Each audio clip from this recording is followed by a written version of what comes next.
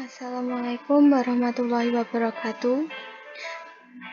Saya Laila Nur Syahirsyah dari Pendidikan IPA Kelas A Universitas Negeri Tidar dengan MPM 1910303088. Di sini saya akan menjelaskan tentang lembar kerja peserta didik atau LKPD tentang sistem perkembangbiakan pada tumbuhan dan hewan menggunakan model pembelajaran inquiry. Model pembelajaran inquiry sendiri merupakan kegiatan pembelajaran yang melibatkan secara maksimal seluruh kemampuan siswa untuk mencari dan menyelidiki suatu benda, manusia, atau peristiwa secara sistematis,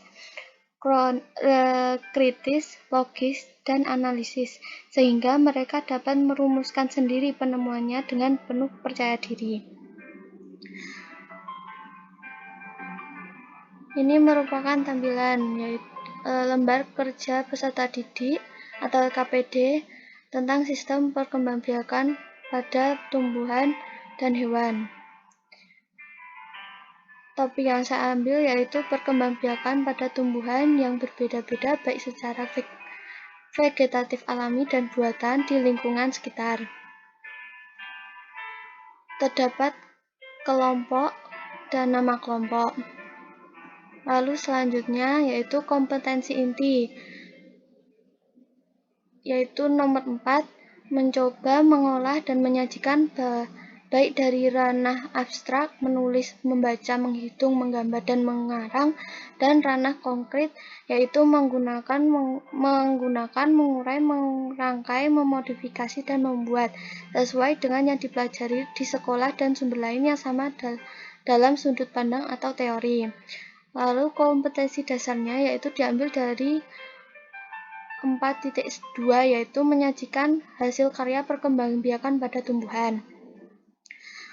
Indikator pembelajaran yaitu turunan dari kompetensi dasar yaitu 4.2.1 menganalisis hasil karya perkembangbiakan pada tumbuhan yang berbeda-beda baik secara vegetatif, alami, dan buatan di lingkungan sekitar. 4.2.2 menyajikan data hasil karya perkembangan biak pada tumbuhan yang berbeda-beda baik secara vegetatif, alami, dan buatan di lingkungan sekitar. Tujuan LKPD ini yaitu peserta didik mampu membedakan perkembangbiakan pada tumbuhan yang berbeda-beda baik secara vegetatif alami dan vegetatif buatan. Peserta didik mampu menganalisis perkembangbiakan tumbuhan secara vegetatif alami dan buatan.